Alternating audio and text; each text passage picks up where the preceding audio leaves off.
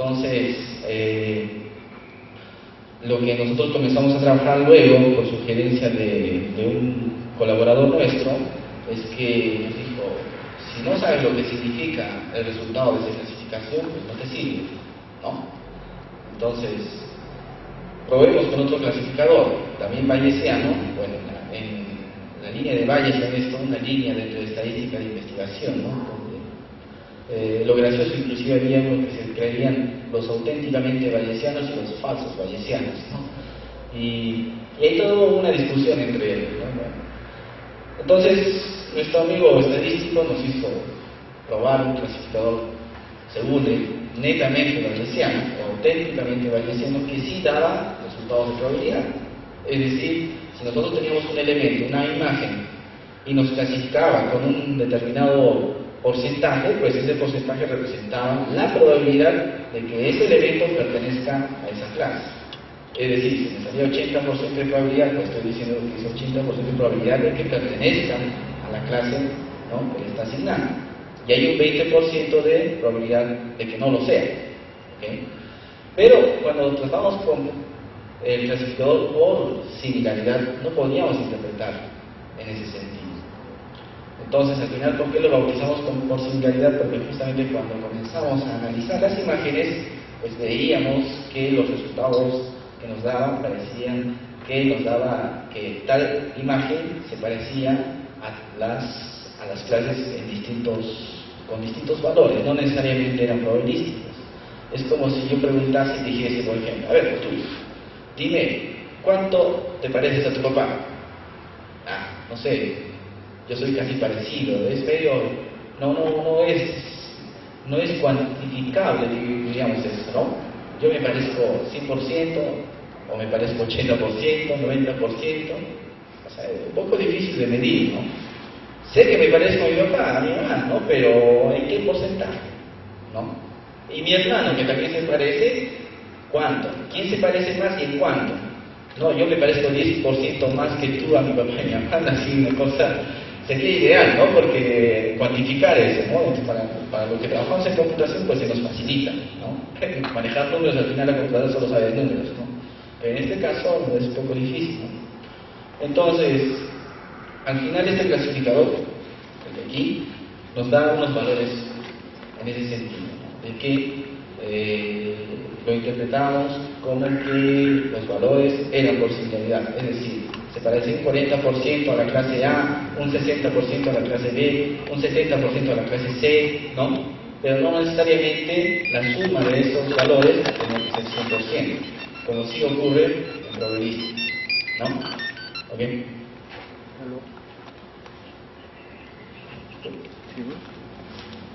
Bien, este es un proceso general de clasificación, ¿no? En el cual nosotros tenemos un conjunto de datos que ha sido previamente recopilado. Ese conjunto de datos es separado en dos subconjuntos, un conjunto de entrenamiento y un conjunto de prueba, ¿no? El conjunto de entrenamiento básicamente nos va a servir para modelar el clasificador, y el conjunto de prueba justamente va a ser para probar ese modelo generado a partir del conjunto de entrenamiento. Luego esto nos va a dar una matriz de clasificación, donde vamos a tener lo que son la cantidad de valores correctamente clasificados y los que son tal vez confundidos con otras clases, ¿okay?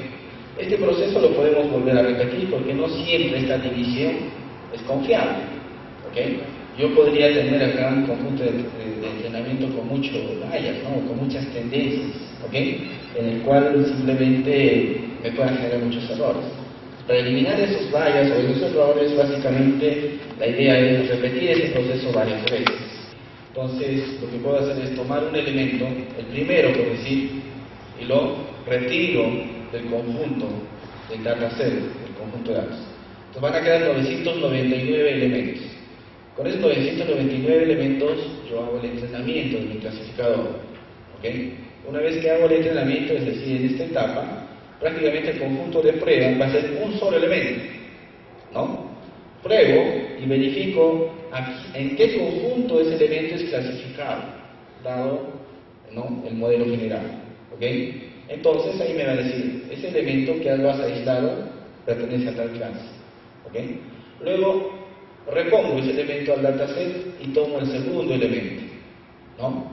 Entonces retiro el segundo elemento y siguen quedando 999, ¿no? Y así sucesivamente voy a hacer ese proceso 1000 veces, ¿no? Al final. O sea, para cada elemento hago el proceso. Es un proceso pesado, pero más confiable, ¿ok? Ahora, si nosotros usamos, por ejemplo, redes neuronales para clasificar, imagínense, ¿no? Entrenar la red neuronal 1000 veces pesadito, ¿no? Y eso que todavía 1000 elementos en un dataset es poco, ¿no? ¿Ok? Entonces, ese es otro problema que hay en las redes neuronales, que es ese reentrenamiento y el ajuste de sus parámetros, bueno, dependiendo, ¿no? No está Cristian por acá, que es defensor de las redes neuronales, ¿no? Ya me estaría batiendo, ¿no? ¿Ok? Pero bueno, ahí hay de todo, ahí podemos nosotros hacer ese entrenamiento y esa validación constantemente, ¿no? Por ejemplo, para el experimento que hemos hecho está en base de media de gallina, ¿okay?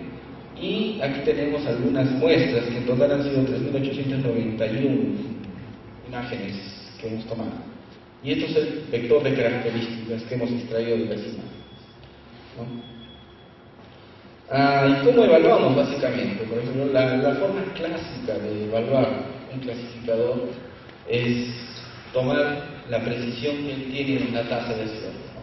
O sea, cuánto acierta el clasificador, que básicamente es medir cuántos elementos han sido correctamente clasificados sobre el total de los elementos positivos.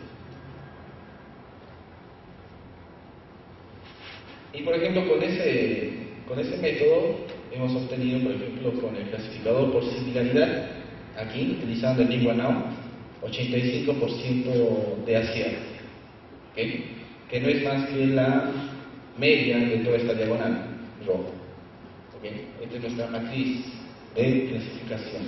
Por ejemplo, en esta primera especie hemos tenido 81.76% de acierto y un 14,62% de error, es decir, 14,62% de las imágenes han sido confundidas con esta especie de cáncer. ¿Okay? Entonces, en media nos da 85,49. Y con el clasificador por probabilidad tenemos aquí 80,10, menos. Entonces, de igual manera, ¿no? Pues, ¿qué significa eso? Al usuario siempre podemos decir, y ahí, ¿no? ¿Cuál de los dos clasificadores crees que es mejor? ¿Ok? El clasificador, bueno, el usuario puede decir, bueno, el que le clasifica más, ¿no? El que tiene más acierto, ¿ok? Pero fíjense que esto simplemente está dado si acertó o no acertó, si acertó o no acertó.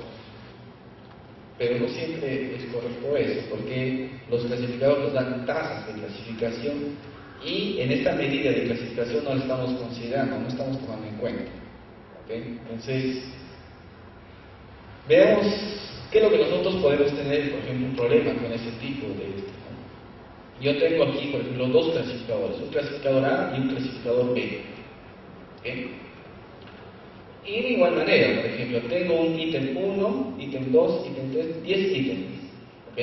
Tengo su valor de clasificación, es decir, digamos, el ítem 1 me ha clasificado, el clasificador A me ha clasificado este ítem 1 con 99% de tasa de clasificación y es un verdadero positivo, es decir, está correctamente clasificado, ¿ok?